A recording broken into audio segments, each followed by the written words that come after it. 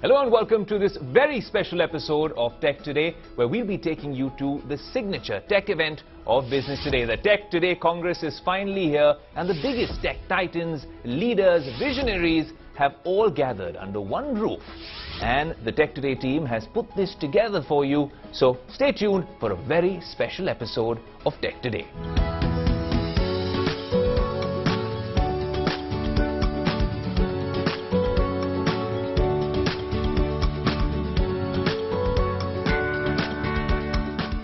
Well, that was an AI-generated version of me. The real guy's right here.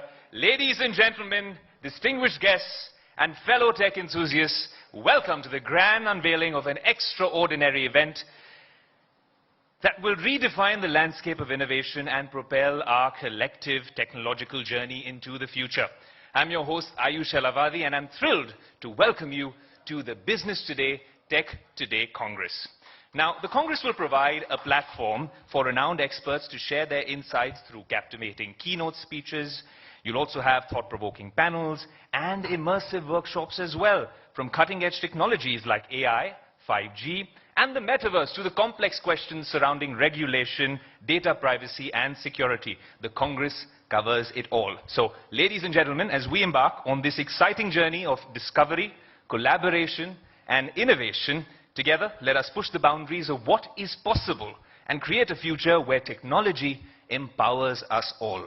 Welcome to a new era of tech conferences. Welcome to the Tech Today Congress.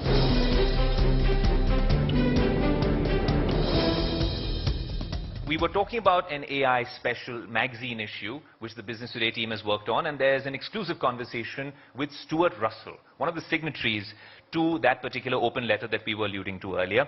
And he's actually said that if guardrails are not in place, then it could be like a Chernobyl-like situation for AI.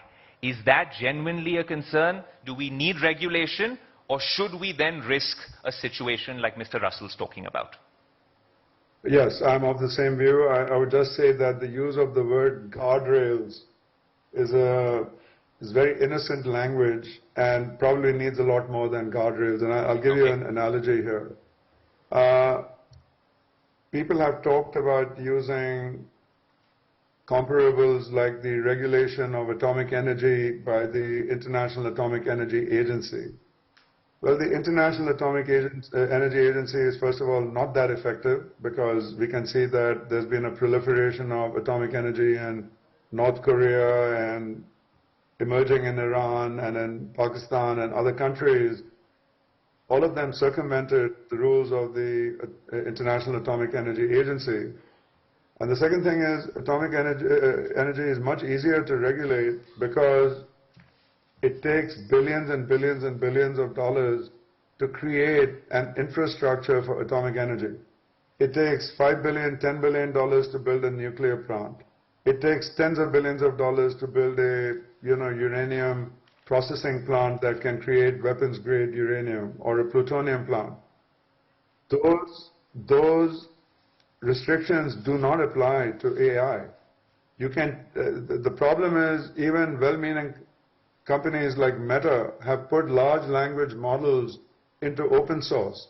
So once it's in open source, a bad actor gets it for free, a good actor gets it for free. The bad actor who gets it for free can poison the large language model with only a small amount of training data that is bad data. It's dangerous data, but you can corrupt these large language models with relatively small amounts of data, which is, I'm using the word poison data, and it can be done for hundreds of dollars with one smart hacker sitting in a bedroom somewhere, anywhere in the world. So the barrier to creating AI that can create a lot of damage is extremely low. The barrier to creating nuclear weapons and atomic energy plants is extremely high. And that is an imbalance that I don't think people have completely put their heads around yet, but they need to, because for every one country that created a 30-year program to produce, fissionable uranium, 1 billion people potentially could create bad AI that can do harm for just a few $1,000s or a few $100,000 each. I think AI has some parallels to that. It needs to be regulated for safety. It's more than just guardrails. It needs to be regulated for effectiveness. It needs to be regulated for the field of purpose. Because if you're using it for limited scientific purposes, you can give a wider license to innovate.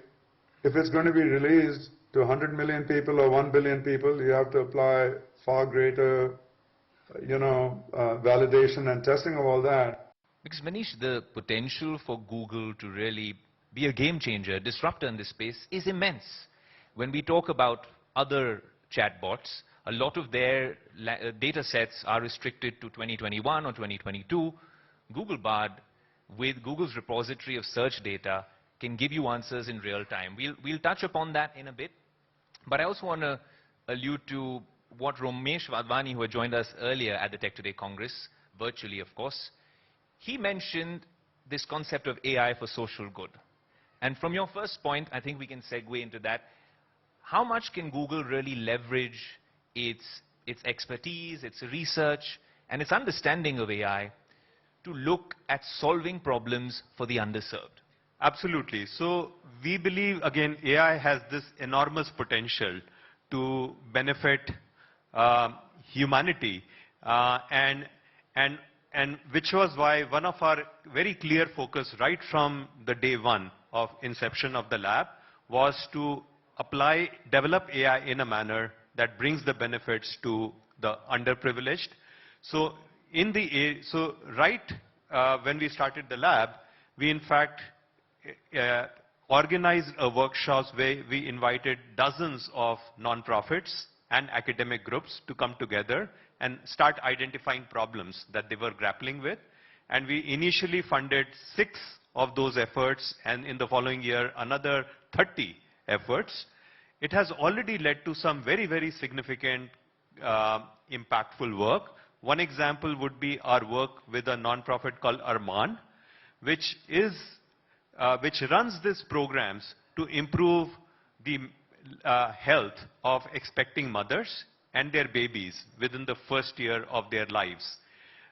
They found that these helpful tips that they deliver during every week of the pregnancy and during the first year of the child's life results in measurable improvements in outcomes both for these mothers as well as their babies.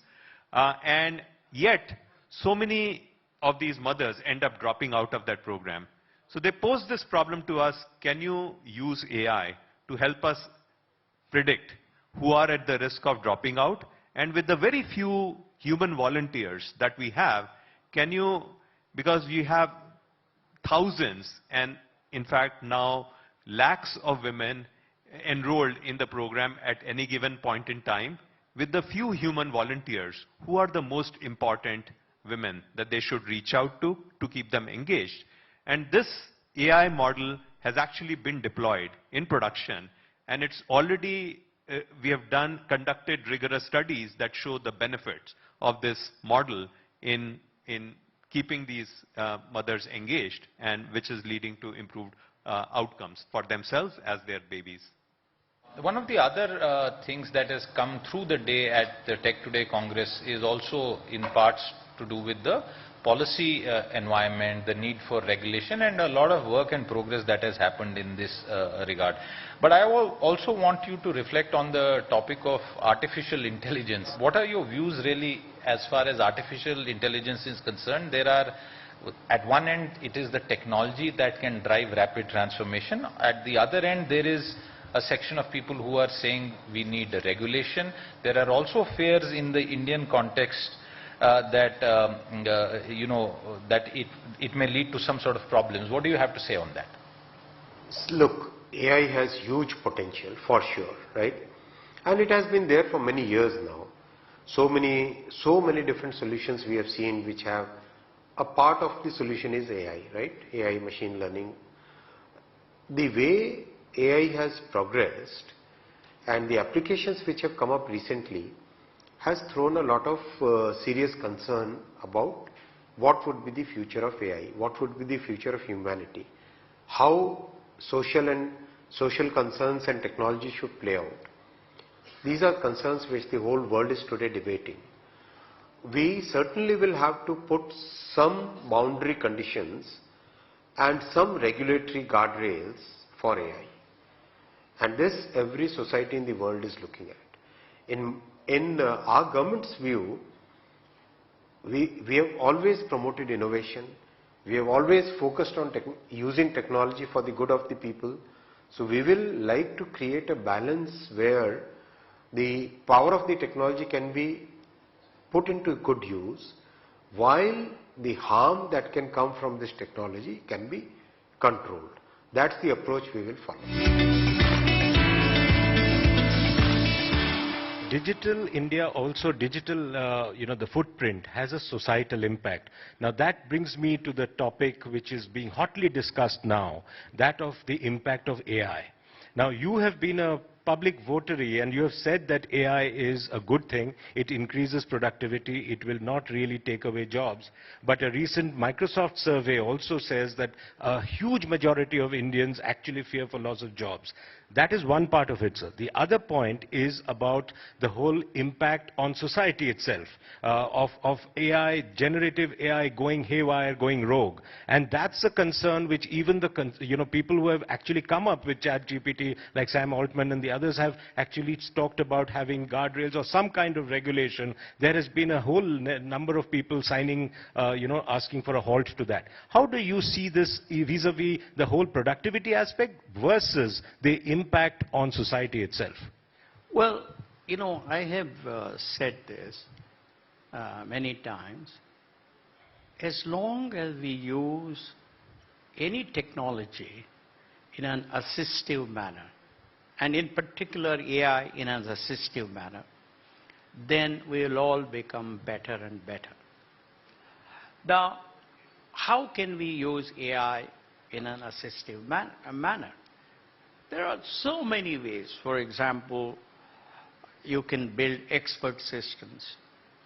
You can improve productivity in a corporation. You can improve your own work productivity. You can help AI diagnose new diseases. You can help AI help us in conducting complicated surgeries using robots and all that. So there are many areas, agriculture too. For example, in India, I would like to use AI in food and in agriculture first, because we are short of water. So if AI can help us in growing food with minimal agriculture. Second, we also have floods. If we can leverage AI in managing floods and also in reducing damage to agriculture, I think our country will be very, very useful. There are many others, it's just not that. But what happens to India is that India is a follower in technology. By and large, I don't think there is any technology that we have invented, right?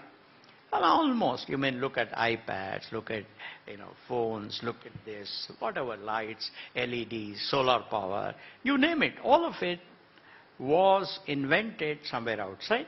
But our education system has made us capable of using those inventions to make our lives better. That's good. There is nothing wrong with that. UPI is a good example of that. The payment system, UPI, of taking it forward. And well, there are two things that I'm very happy in India. That is, one is, of course, Aadhaar, which Nandan headed. I think it's a very, very good experiment, very good, very useful thing. It has added tremendous value to the country. And the second is what's happening right now, ONDC. If ONDC succeeds, I think we will bring the power of online commerce to small shops, everybody. So I think, yes, in some way, and UPI, of course, has done a good job. But then the seeds for UPI, were Yes. there elsewhere too. So it's not just India, but in a different way, in a different form. So I think the most important thing for us is to think of areas where we have big problems and use AI in tackling those problems. And I see that, for example, I wish somebody worked on a paper on how do we use AI to incentivize couples to reduce the population. Because that's a huge problem in our country. We all know we have already, according to World Bank, we have exceeded China, right? So we have to reduce our population, otherwise all the good things that are happening today may be reduced considerably. So use AI in population reduction, use AI in improving agricultural productivity, use AI in making sure that our water resources can be utilized better, use AI in reducing pollution in the air, etc. So there are many, many problems which are unique to us. And if we used these technologies to solve those problems, I believe we will be a better country. I don't think, we need to use it in autonomous cars. I don't think we need autonomous cars in India. Anyway, they may not work. But I think just because it is used in San Francisco today, we say, no, we'll bring autonomous cars here. That cannot be our priority. Maybe some people may want to use it. That's up to them. But I would focus AI on improving public governance, reducing corruption, in improving water availability, in improving agricultural productivity, etc., etc. But Mr. Murthy, are you also in favor of at least a pause, like many of the global thinkers, including the biggest entrepreneurs as well, are talking about, to assess these very instances of how you can make them productive, AI productive, rather than make a deep negative societal impact? Assess it and then go to the next level of AI. Well, I am now 77, therefore I should be consigned to the dustbin. But I'm pretty old, so this is not the age when I should be doing that. There are a lot of intelligent people in India, in our IIMs, IITs, IISc, many institutions, and there are also thinkers here from Business Today itself. You produce such wonderful articles. For me, there is so much data in your articles, so deep. So I just have saved so many of your articles. Thank you, sir. Unbelievable. So what I'm saying is that the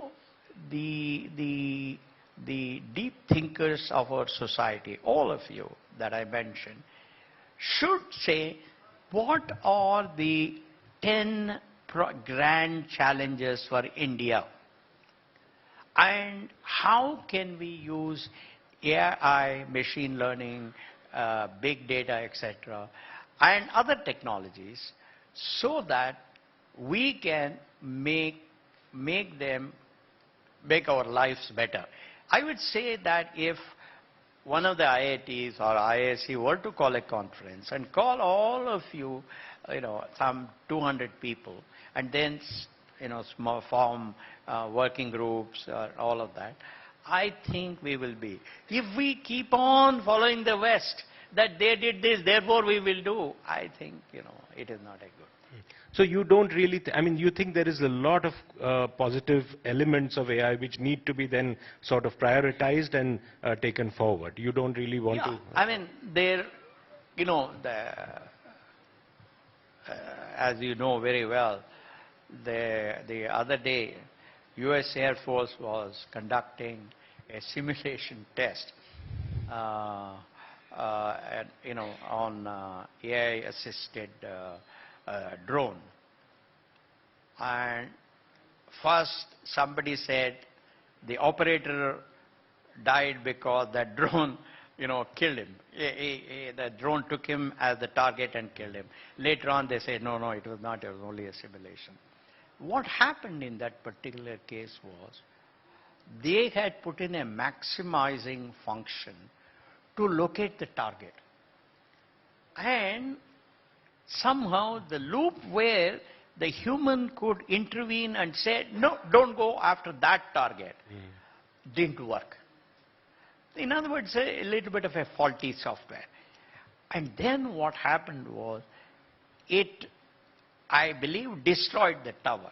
Now, I don't know whether it destroyed the human being or not. That is, later on they denied. So, yes, you are right that it all depends upon us who are the creators of those technologies. We can use it for good purposes, we can use it for not so good purposes. For example, you need AI in handling nuclear plants because human beings should not go near that. So there are many areas where AI can be used in an assistive way. And we don't have to use those applications that have been utilized in the West because there the population is small and we have, we're the country with the largest population in the world. Why do we have to do that? This is a very important day for the new Karnataka Congress government because this is the day when the government has announced officially the 5 promises which were a key part of the Congress's campaign during this crucial election.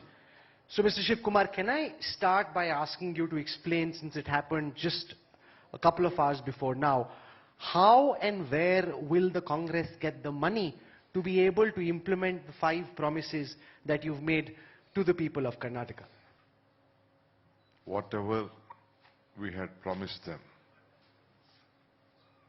we had assured them, this is the land of Basvanna, whose preachings are, whatever you speak, you have to honor it. That is the commitment we place before the people of Karnataka.